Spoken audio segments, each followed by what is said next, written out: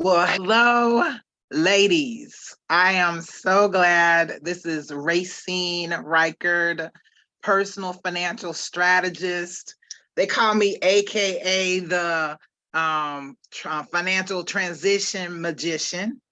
And I am here today to just really pour my heart out to you and just share and I'm one of those individuals that hey, I'm full and I am who you see is what you get. Let's put it that way. And so as I was thinking of our talk today, I'm again very excited. I've been a little bit about me. I'm a personal financial coach, advisor, formerly an accountant, and I've been as an entrepreneur literally over 28 plus years.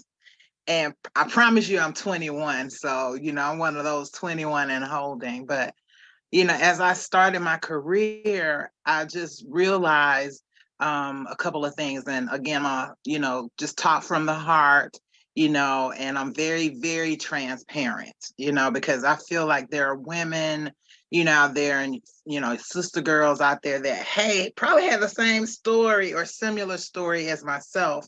And so I always believe that there's defining moments in our lives. Okay. And so just kind of as a start, um, as a personal financial coach, trust and believe I never in my wildest dreams would have thought that I would be in, a great position, having been an entrepreneur. I haven't worked for anybody since 1994. And so it's a beautiful experience. Entrepreneurship is just a phenomenal opportunity.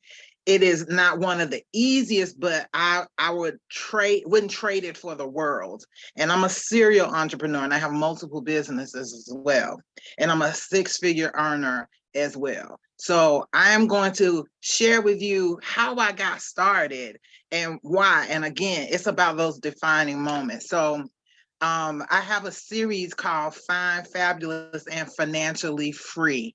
And so that in and of itself is something that talks about how I began my journey.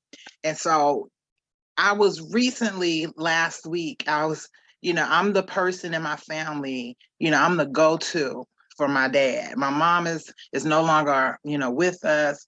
And I've always wanted in my heart to have a family, be the go-to person, because on my mantelpiece, I don't have, uncles, grandfathers and great-grandfathers and great-grandmothers and great-grandparents that had money, okay?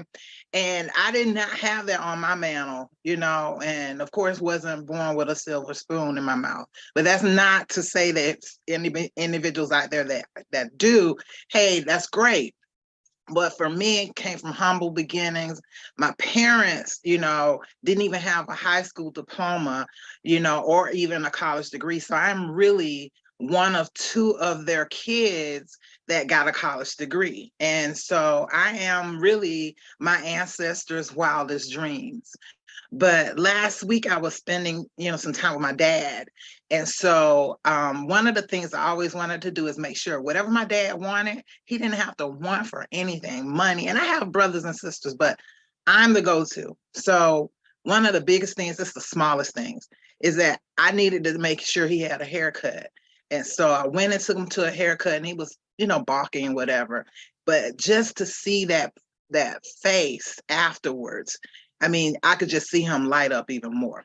But just to tell you, he was the reason I got started as a personal financial coach. And I had moved to a new elementary school. And literally, you know how they said money doesn't grow on trees? And I remember I was in Girl Scouts and we were going on our trip to Disney World. And I normally I get an allowance. And I asked my dad, I was like, hey, I need some extra money. So when we go on our trip, we're going to be gone for the weekend. I need some extra money. And so he immediately said, hey, I don't have it. Money does not grow on trees. And so, as a kid, your parents say, no, you don't ask again. So I remember literally leaving, going on that trip. I didn't ask for any more money. I just knew that whatever I had was what I was going to take. And I remember we were coming back and stopping for dinner. And I remember, oh my God, I probably only had about $2 or $3, literally. And I remember going through the line and I said, I don't know what I'm going to do once I get to that cash register. And for a kid, that trauma in and of itself was extremely hard for me. And so luckily, when I got up to the cash register, I literally had a good friend behind me, and she said, I'll take care of it. When I got home, though, my dad was like, why did you leave here? What happened? Did you have enough money? And I said, no. And he was like, why didn't you say anything? And I'm like, really, Dad? That's what I said in my head. So I realized then for me, and I'm sure, for a lot of women out here that are listening to my voice, you're saying I need to make sure that I never have to ask people for anything. That was me, okay? I wanted to make sure that, hey, my financial journey is not dependent on not necessarily a man or whatever, and I have a great husband who's a very great partner, but I wanted to be able to be my own destiny, that I can chart my own course and not have money as an issue. For me, that started my what I consider my money trauma. Okay. And so fast forward, when I started my career as an accountant, went to a local school here in Atlanta, worked for the Harvard University of the South, worked for them for 4 or 5 years. And I realized even then, hey, we got paid once a month. And I thought, well, this is crazy. I had more month than money. It didn't make any sense. And I was living hand to mouth. And you all know the proverbial paying Peter to pay Paul. It was just that never ending circle that I had to really figure out what to do. So I had my sister, she said, I asked her, I said, who do you know? And she said, well, I'm not sure, but hey, let me introduce you to this financial advisor and you and them can talk. And so when I sat down with that person, I said, this is simple concepts, simple things. Why isn't that I am farther ahead than I am now? And so all these questions came up, and I thought to myself, I'm an accountant. Accountants supposed to know how to deal with their money. But I realized accountants know how to count the beans, but they don't know how to make them grow. So what I've done is I diversified my career. And it's not to say you need to have a math background, because one of the two things that I am now doing in my career is empowering my community when it comes to financial education. That's one. Two, I am building what I call the Jane assassins of financial services. I am building some assassins that's going to help me deliver the message about what it means to educate our community. Because in school, they do not teach about money. That is not a course. Even in college, there is not a course that is giving you the practical. So I've learned as I carried through, because statistically, women, we're going to outlive men. 7 to 10 years, literally, they're going to, as they live past, we live 10 years longer than men. Over 65 years old, we have a higher life expectancy than the men in our families. So are the men that have a partnership with. So for that reason, we got to really do more savings, because we are now working. And as a result of us working, we're building families. So that means we take off time from work and or may not necessarily go back to work. So that means our retirement savings are shortened. So we don't have the luxury of large pensions, of large retirement 401ks. And that's unfortunate. And we're building up debt because now we're the caregivers of our families. We're using that to pay off, because we don't have enough credit card. We use credit cards because we don't have enough income. And so I'm empowering individuals in those two ways. Yeah, let me show you how to, learn more about your money so you can see where you are and move you from A to B. And then I'm even saying, hey, there are women out there who are really either career changing or who want to be more empowering in their communities. And just a few statistics. And, sometimes I don't like boring people with statistics, but I'm just going to keep it real with you. I As a Black female, I am one of 8 financial advisors in the country. One of 8 as a female. Now, when you talk about me being an African American female, okay, that significantly makes it down 1 out of 4, really 1 out of 3. I'm literally 1 out of 3. So 25% of us that are women and African American or are women of color is few and far between. And that's impactful because when I go into my communities, there is nobody that looks like me that is giving them the feedback that they need. And unfortunately, in some of these facilities and institutions that come into our community are not even thinking about teaching us about investing because they know that, hey, there's not that many they think that can invest or want to invest. For an example, my dad went to the bank one day and he was looking for some ways to put a large sum of money. And they told him, hey, you got to come back because we don't have anybody on hand to show you and to sit down with you and schedule an appointment. How crazy is that? So for me, the passion, and the emphasis that I have for making sure that my community, my family, I am changing my family tree. And just as an impactful, and always, I'm here in my office. I am in a county in Atlanta that is the number 2 county for affluent African Americans. However, we are the number 1 county for foreclosures and bankruptcies. Isn't that kind of a, misnomer? It doesn't make sense. It doesn't register right. Well, what I found is, hey, we can make money, but what to do with it is the instructions we need, and giving us a game plan, taking us from A to B to get it done. You do not need a PhD in finance to know what I know. It is simple rules, things, again, that they didn't teach us in school, and I think it's never too late, never too late. I am really good when it comes to, I have a big group of women that are retiring now, and just seeing them blossom. I think the 60-year-old is the new 20. Okay, these women are phenomenal. They are either caregivers, their husbands, they're still partnering with their husbands, or their husbands are still alive, rather. Some of them have lost their husbands, and they're just reigniting their new selves. And so seeing these women transition, it is the biggest pleasure to see them and get them where they need to be so they can enjoy life, because there is life after working 30, 40, 50 years. Hopefully it's not 50, There are some women who can retire at 40. That's one of the goals that I want to have.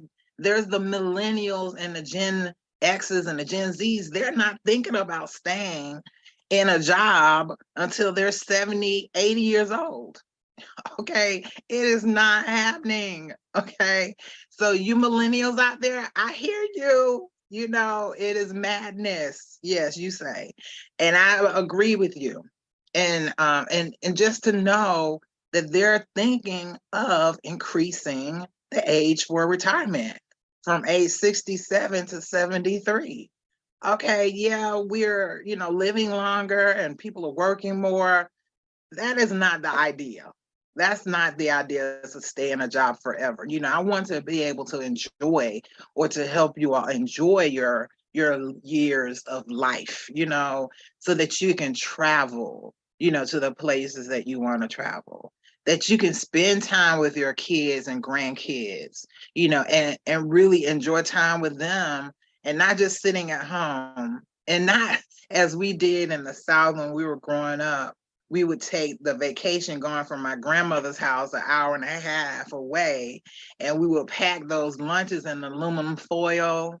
And literally, we would not be stopping at McDonald's or anywhere else, or KFC. My mom packed us a lunch to go, and my grandmother, when we got there, packed us a lunch to come home with, or dinner. And so those things you're thinking that's the life. We're literally getting in the car going away from home. But think about the travel away out of the country, international travel. There are places that, hey, that are so phenomenal. So in and of itself is just the idea of where I am in my life coming from, what I consider a defining moment, sharing, and being there. My parents, yeah, did the best that they could, but that is not, I am just an extension and taking where they left off to build from there. I am definitely wanted to be, the millionaire and billionaire in my family because that's unheard of. It for them, they can't fathom. I was explaining to my dad when I made my first 100,000 plus, and I was trying to explain that to him. And this is not to brag at all. This is just saying my life just started. 100,000 or whatever is not a lot of money in the scheme of things because I want to be able to save, 6 and 7 figures because I know that there are things I want to do in my community. I know that I want to transfer wealth. And I literally want to make sure that, hey, I am the nieces and nephews and the kids behind me, that they will be able to move forward and take over where I left off. I believe in legacy.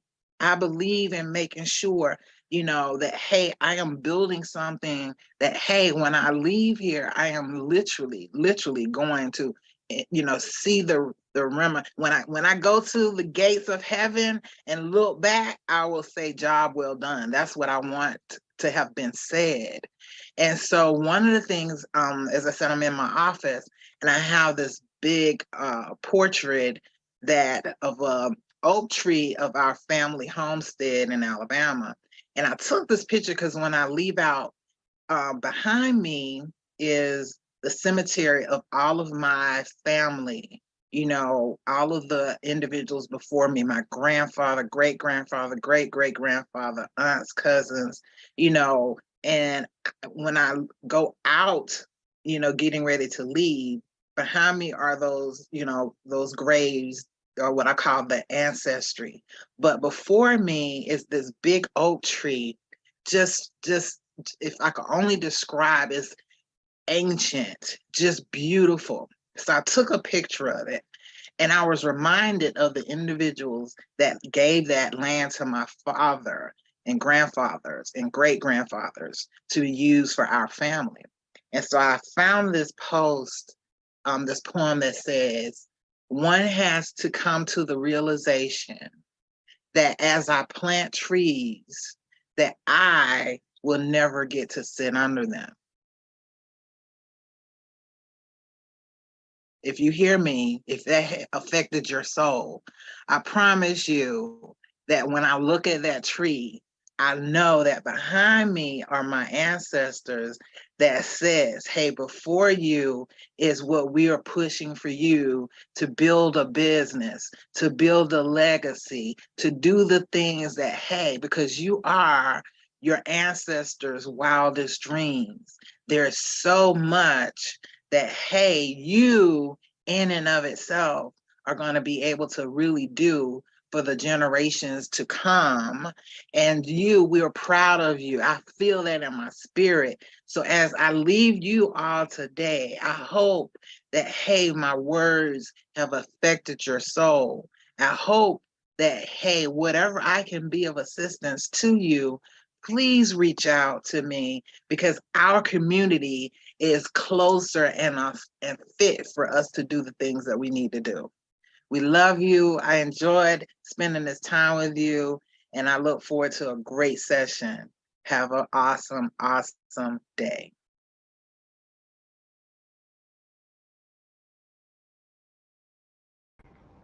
Man, Racine, you are, sis, a warm blanket and firewood crackling in the fireplace. Like, you cousin, like, you Ah, made it. You home. You thank home. you. Thank you.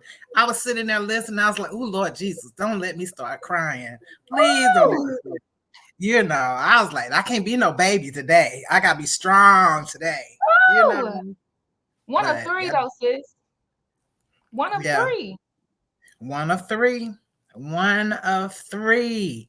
Isn't that amazing? And we need more. And I'm building What? more women. I call them Jane Wicks. You Yeah, know. So yeah. yeah, building more. Building Ooh, more. okay. Like, okay. I'm gonna show you these questions on the stage, Racine. But Okay. I thank you. I thank you because we're not deficient at all. It's just nobody's putting it in terms we understand. But you do, sis. Mm-hmm. You cousin. Like Thank you do. you. You do. Yeah. I am going to show Andrea's question, and she asks, "What advice do you have for those who want to work in the financial industry, specifically through the entrepreneur lens or lenses?" Oh, that's an awesome question. We need more sisters. Mm-hmm. It's and I say sisters, women of color, we need more. Get licensed and certified. It is not hard. Mm-hmm. You don't have to go back to school for years, all right? Mm-hmm. And it can take up to 60 days to get fully to 90 days fully licensed. Definitely hit me and I'll show you how to do that because we have a system in place to get you licensed and certified. Because now you have the tools. Not only can you learn as you go, but you can use those tools. And most financial advisors are self-employed, and it's a growing industry and career. 6 figures and beyond.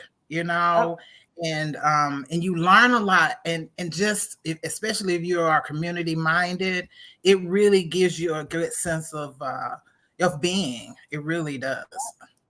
that's shame. And there's a good follow-up question to this, and you kind of touched on this, Racine, but if you can Mhm. unpack it a little more, Andrea asks what training, certificates, or education is required to be a legit financial advisor. Keyword Yeah. legit. I love that. I like legit. Yeah. Yeah. I am like a doctor. I literally have to take exams and tests to do what I do.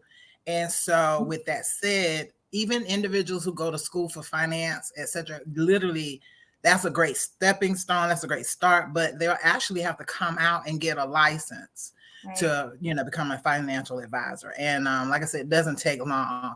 I am even working on always learning and building on what I know. And I'm still getting more certifications. Education is 24/7.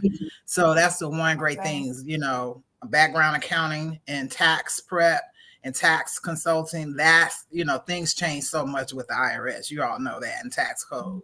So getting licensed and certified is not hard at all. You don't have to go back to school for 4 years to do that. Good question, though. Oh, Good question. good. Thank you for demystifying the process for folks. Mhm. And then another one, this is from Auntie Yvonne. She asks, the origin of your name, please. Oh, awesome. It is French and it means root.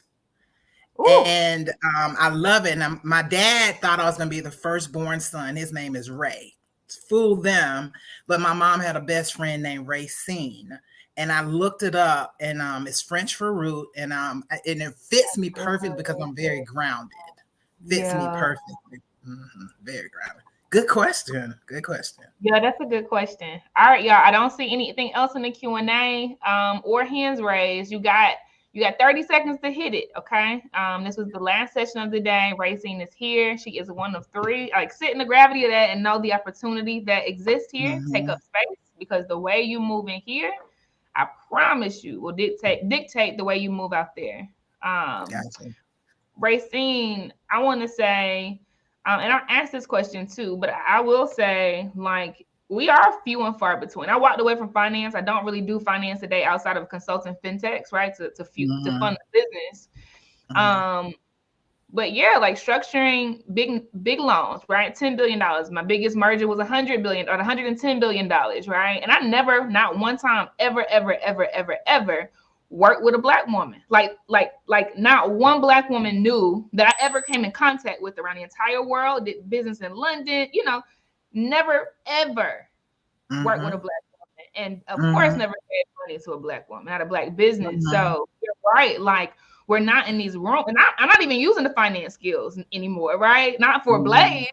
So, like, question to you, and because I'm curious, like, in your career, because you've been in the game for a minute, like, have you ever came across other people who look like you, specifically Black women? I was only in the game for 10 years before I branched out into entrepreneurship, but like, are you seeing any increases in us in the room, or is it the same as when you started, whenever you did start? That's a good question. I'm seeing increases. Excuse me, something's in my eye, but I am seeing some increases. It's a great thing. You know, in our business, there's some attrition as well. Okay. Yeah. And it's not a easy business. It's not a hard business. It's a simple business. Okay. And so, yeah, I'm seeing a lot more. I'm seeing a lot more millionaire women, multi-millionaire women in our business, you know, that look like but it's only a small group of us that are in that position. And so it's about, cash flowing, you know, 6 figures or more, but it's also that saving part. And that's the big part. So there's some women who are in the industry, you would never know that they were millionaires, etc. You know, because that activity. But I see probably a good handful, you know, a good handful. I have great mentors, you know, I have great men, African-American men, you know, which is even phenomenal as well, because that's another shortage as well, you know, outside of us. But I'm in a good environment, and I've searched that out too. That's a blessing. And do you see any patterns in like the industry that the women who are millionaires, like, are they in a specific industry typically, like, you know, like any patterns that any of us can follow to just be in that same position? Well, as far as in finance or in general? In general, like when you talk about these millionaires, these a handful of Black women millionaires, what are the patterns? A lot of them were self-employed or had businesses. They were self-made. That's so reassuring. Yeah. 89, I'll say 90% of them came from business ownership or business building. Good. Okay. Not so much the transfer of wealth generationally. Okay. That's good. So that is key. You know, that's where I think the biggest amount of that money is going to be made through, you know, having businesses and entrepreneurship. So I'll say a good 90 to 95% of them are specifically, you know, from entrepreneurship and business owners. That's so reassuring. Okay, beautiful. And I'm going to bring the last question to the stage, Racine. Thank you so much for this time and the talk. So rich.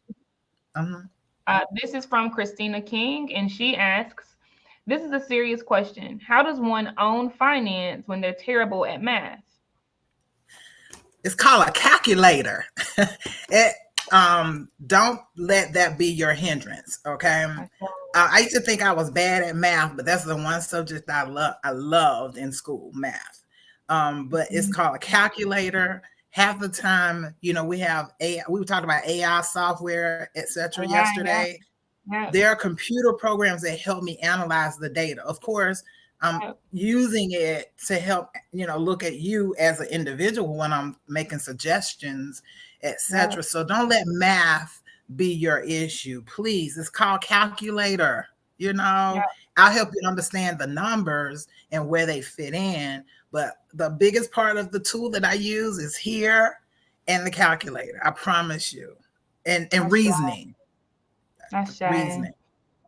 That's good. It's just leaning into the tools, because I agree with you, Racine. I think because of our, and we said this a lot, right? But because of our money trauma, we don't even start a thing. Like a lot of us, right? If we keep it a buck, we don't have to admit it in the chat. But a lot of us during hard times, like, we don't even open the bank account. We know we need to. We need to look at the mobile checking account to see what's going on, but we don't, because, you know, like you know, you actually need to see how much is really left before we swipe the card. But like, because of the feelings in our body, we don't even look. And it's the same with a calculator. It's the same with QuickBooks. It's the same with Mint. It's the same with all these tools. Like, it's our trauma that holds us up from looking at it, right? Like, it's literally right there. It's literally a click of the button, but it's just like that mobile checking account. It's just a login, but we just like, I just rather not know. So Raven called it shame. Super dope. Well, anything you want to leave us? Energy. Money is energy, ladies, you know, and it has come to the last 10 years that I understood is money trauma for myself. because even I still have to check Racine and say, hey, there's certain things that I want to get done, and I got a timeline that I want to get them done, but I'll say, oh, I don't have it now. But I have to stop saying I don't have it now. Just say the money is circulating. Come on now. It is truly. I'm talking to you, but I'm talking to Racine. I'm talking to Racine. So definitely, start with getting the information. It is not difficult, but there are a lot of people Googling a lot of things. Yeah, get the information, but then you got to use that information and put it into place and get a personalized plan for you. Because what's good for Casey or Racine is not necessarily good for you or the same plan, and that's where we kind of step in as advisors. We tune a plan specifically for you and your family, not just for everybody else. That's good. And I want to acknowledge what Christina said in the chat as a follow-up. And Christina, I actually think it's absolutely beautiful that you are being so vulnerable. Like, this is 90% of the battle, vulnerability. Christina says, math shames me. Add anything to this response to that, Racine. But I would actually say, Christina, that is actually a good sign that you need to lean into community. So for me, on speed dial, before a lot of people is my therapist, because I struggle with mental illness. Okay. And so for me, I don't have the proper tools. I don't know how to use the proper tools. I don't have enough reps in it and history in it. Right. Like, it is hard for me to articulate the way that I feel. Right. And so knowing that I don't ball up in a corner anymore and just try to struggle my way through it, I have my therapist on speed dial, and she has been, right, since 2016.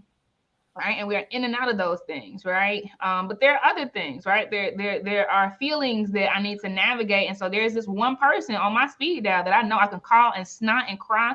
And if 3 words come out or 30, like, they are that safe space and they help me process. I don't know how they do it, because I don't know. I damn sure don't know how to articulate the way I feel, but they do it. Right. And so I would say with this money thing, right, like, lean into community. It don't have to be 3 people. It can be one person on speed dial, right? But where y'all have real conversations, like, it could be somebody from work. I'm so serious. Like, this is very disruptive. I'm so serious. Like, how much do people really make? It could be the HR person. Like, if they tell you how much your position actually commands, right? Even if it's uncomfortable in the beginning, like, it changes everything for you. Or talking with family members, right? Like, how much does the mortgage cost? What does that equal in monthly income? How are you paying for it? Like, lean into vulnerability. All it takes is one, right? But, like, start having those conversations and let them hold your hand through it, right? You don't have to navigate it by yourself, because there's so many things I don't navigate by myself. I have a speed dial list of about 7 folks for all of the things that I won't even call it deficient, but I struggle, I suffer with the side effects of something around, right? But anything you would say to that too, where she says, money, I forgot how she said it, but money is a struggle for her, I think she said. It's the math. Math shames me. Yeah. Don't take that personal. That's, everybody has little things that are uncomfortable around them, but that is not, it's basic math, really. It's not you going doing ratios and all that. You don't have to deal with that. And even if you did, somebody like myself can break it down to you to keep it really simple. And it really is, sometimes when we go into environments, they literally make things sound so difficult that it does make us, scared or fall away from it. So you'll be okay. We got you, sis. We got you. And Casey, adding to what you said is great. Having a Fab 5 list of the people in your circle. I too have a therapist. I get that.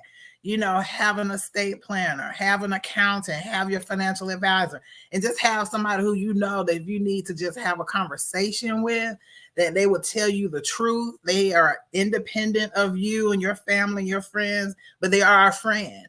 I call it a Fab 5 list. Have that in your circle, and that really will take the scare or the shame from that whole situation for me. I promise you. But you're going to be okay. We're going to take that out your vocabulary. I say we. I love the we's, Racine. Y'all not alone. So good. If y'all have if they have follow-ups, because this is the last time. Okay, we'll hear from Racine in this way. Because money is so important, tomorrow, Racine, myself, and Felicia are actually going to have a panel discussion called Beating the Recession. Beating the Recession. All three of us are experts in finance, okay? Which is powerful, right? Because we just don't see that a lot. But this is the last Q&A opportunity. Racine, what's the best way for folks to reach out to you if they have follow-up questions or they want you to hold their hand, or recommendations for estate planners, accountants, etc.? Absolutely. And definitely go to my website, Racine, www.racinerikard.com. Also info@racinerikard.com. My office number, I have a toll free because I know people are from different places. 866-841-9496. And I am on Instagram as well as LinkedIn, and it's Racine_Rikard on both. Beautiful, beautiful, beautiful. Thank you so much. I love you so much. Thank you for just being who you are, sis. Keep going, okay? Casey, thank you for allowing. I mean, I don't know if anybody has said it. I may have missed it, but putting this platform, this is phenomenal. I learned a lot myself in these last 4 days. So kudos to you, sis. Thank you, sis. I got to get you that Superwoman, the black Superwoman shirt. I got that coming to you, okay? All right, Mama. I appreciate you so much. It's really y'all, but I appreciate you, sis. I appreciate you. Love you so much. All right. You're welcome. Ashe. All right, beautiful, y'all. I'm going to bring Toya up to close us out. We are at the end of day 4, okay? We're at the end of day 4. I'm trying to be careful with my words. I know this is touchy. We're at the end of day 4, and tomorrow it's done, okay? Tomorrow is done. Tomorrow is done. So y'all just do with that what you will, whatever you need to get, okay? To close this out on a high note, on a well connected note, please do that. And before Toya closes us out, or Toya, you can do this. You wanna announce the leaderboard, Toya? You wanna shout out the people who are in the top 15? Okay, let's do it. Okay, y'all ready? The top 15 in the leaderboard. Okay, I'm gonna go from bottom to top this time. Hey. So yeah, we're gonna start with at the number 15 spot. We have Coach Michelle Manning. Clap it up for Coach Michelle. At 14, we got Karen Moore. 13, we got Auntie Yvonne holding it down at number 13 spot. Number 12, we have Nicole Player. Number 11, Tatiana Allen. Number 10, Crystal Mordyke. Number 9, Coach UM. Number 8, Ahira Smith. That's my cousin. Number 7, Amber Hurt. Number 6, Crystal Paulin. All right, let's do it. Let's do it big for the top 5, because I see y'all, and I see some people who crawled up in that top 5 spot too. So they coming for that number 1 spot. At number 5, we have Christina King. Number 4, we got my birthday twin, Winnie Quick. Shout out to Winnie. Number 3, Alexis Miller. Number 2, Dana Stansel, and China is holding it down. She's almost at 10,000 points, y'all. She's not playing no games. So we got one more day, like Casey said, and after that, the summit is over. But there's still time. There's still time to catch up and sneak in the top 15.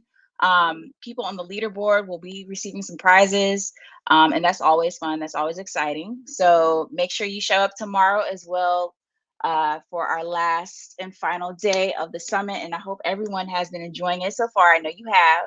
So we hope to see you back tomorrow. Ashe. All right, y'all. We out. That's it. Have fun. Be in the lounge. Some folks have been setting it up. I think some folks are going right now. But bye. See y'all. Peace.